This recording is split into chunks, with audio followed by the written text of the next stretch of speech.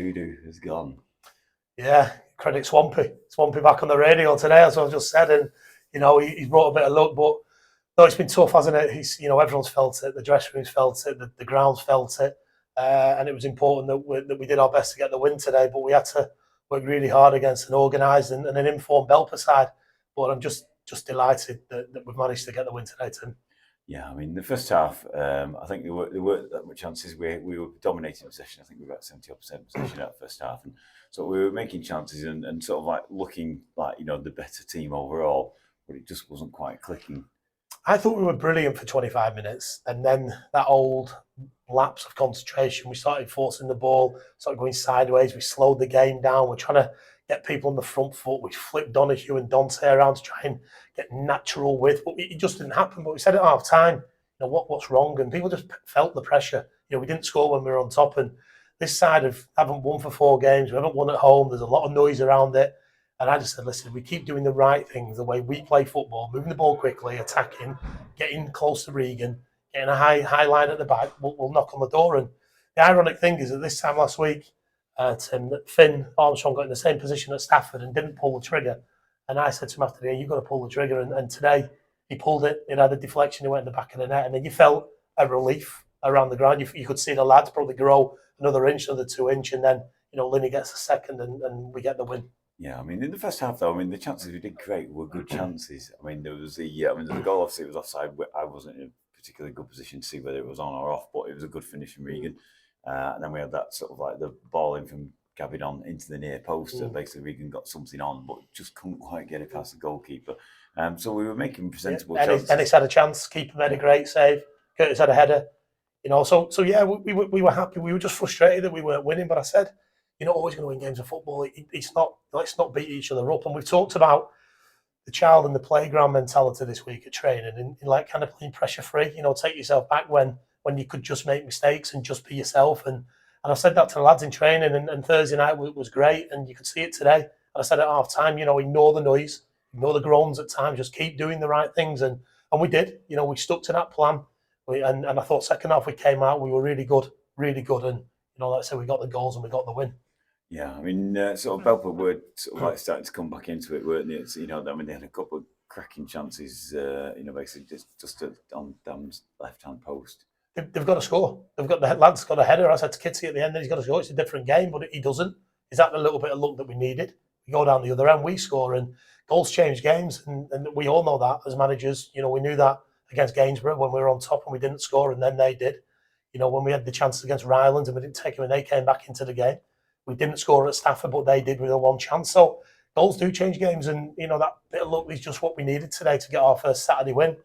But there's been a lot of things, Tim, that's gone on this week behind the scenes. Training on Thursday night, the warm-up finished with Tom Conroy, and I pulled over Curtis Jones, Donahue, Linney, and then Griffiths, Potts, and Ennis. And I said, what have you all got in common? And Griffiths said, we've been here, Gaffer, for 3 or 4 years since the beginning. I said, yeah, you haven't. I said, it's time to now lead by example, because you haven't always done it. And that revolving door theory that people talk about, these lads have been here, 100 appearances each, and that was a spine. And I thought the spine was excellent today.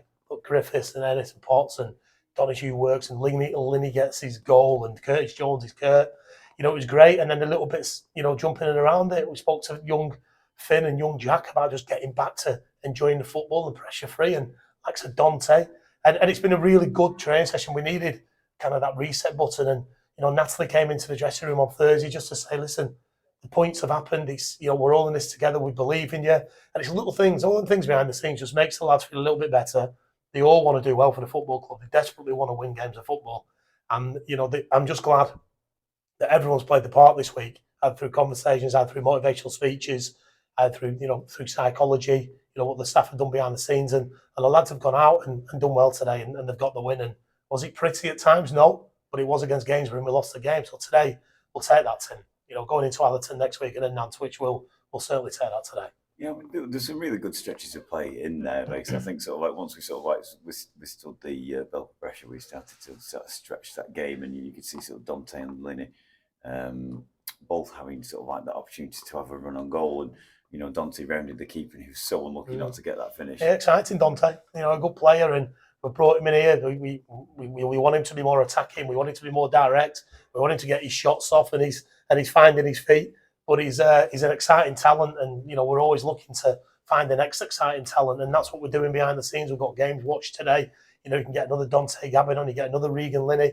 That's what we're working hard to do, and it's nice when you see these lads step up, and step, into Broadhurst Park and do the stuff, and you can hear the fans are, really excited by Dante and your Linneys and your Donahues, and that's nice for the lads. But I did feel, and I'm going to say it again, I took Potts off today, but the lad at the side of him, who's a little bit older in Ennis, was again unbelievable. The way let's not look at him on the ball all the time, but what he does off the ball, the way he commands and galvanises and organises and encourages positionally.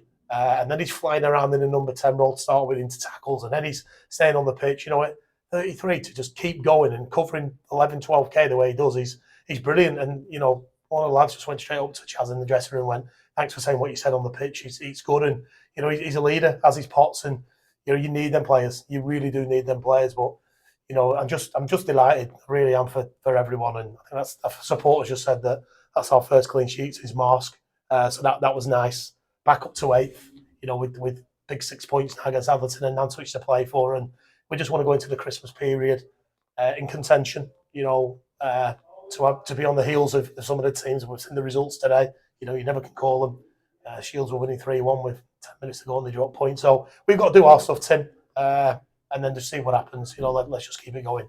Yeah, a couple more bits. We have to mention the referee had a very good game, didn't he? He's the best we've had this season. We had him at Liversedge as well, and me and Viv write the report. All three of them were excellent. My only criticism is when he stopped the game for the ball in the face.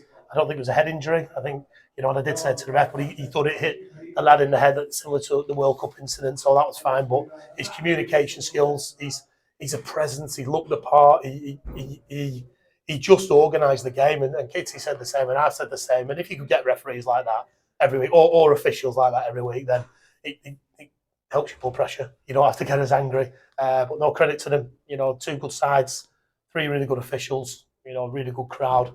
And all in all, a good 3 points. And so the next game we've got here is on the 20th of December against Bolton Wanderers. They're bringing a sort of like a mixture of sort of like team and reserves. Yeah.